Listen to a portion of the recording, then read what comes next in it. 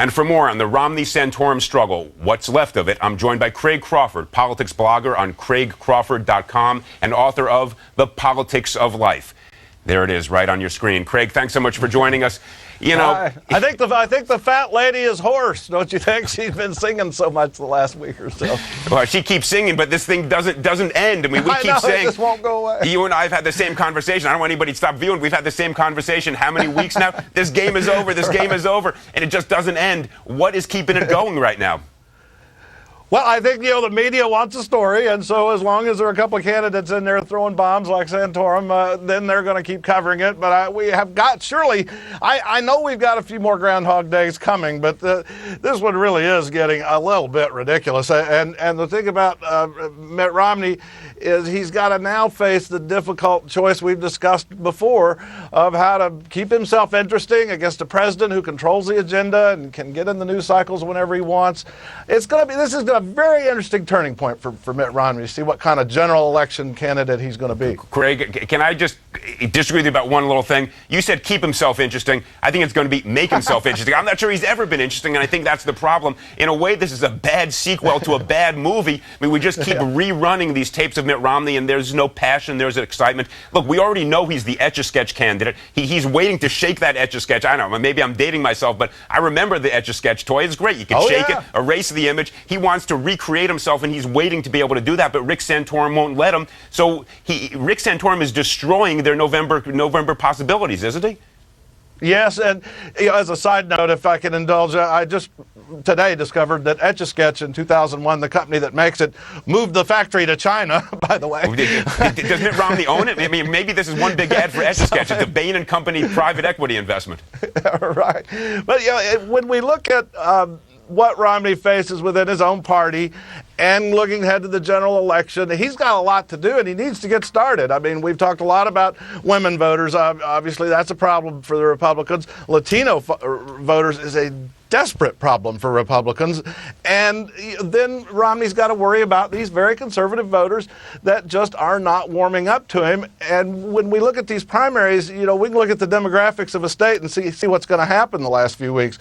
If the very conservative vote is under 60% self-IDing, then Romney usually wins. It's 56% in Wisconsin. If it's closer to 70% very conservative vote in a state, Santorum does better. So obviously that problem is still there for Romney to get those very conservative voters. Well, Craig, you just alluded to two, I think, of the central themes that have emerged over this primary season for the Republican Party.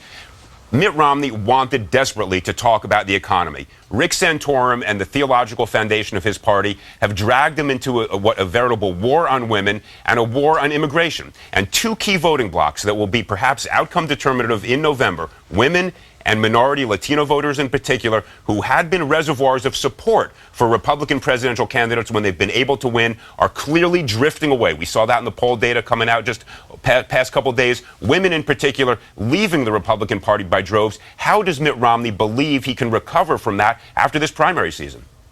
Well, one interesting strategy I've heard about Latino voters that kind of makes me scratch my head is I did see this done by Republicans in 2008, and particularly in Nevada, for example, where they depressed Latino turnout with third-party ads telling Latinos, neither Obama or the Republicans are looking out for you. You might as well not vote. They didn't say it directly, but that was the message, is to suppress Latino vote by saying, hey, Obama's no better than the Republicans. He has deported about twice the number of people that Bush did. So they're going to get out there and make that. I think they're going to make that pitch to just get that vote depressed. And then there's the Ann Romney factor for women. I think Ann Romney's someone who personalizes him, humanizes him. As a matter of fact, maybe I think the best thing the campaign could do is just have him disappear for a while and have Ann Romney do everything.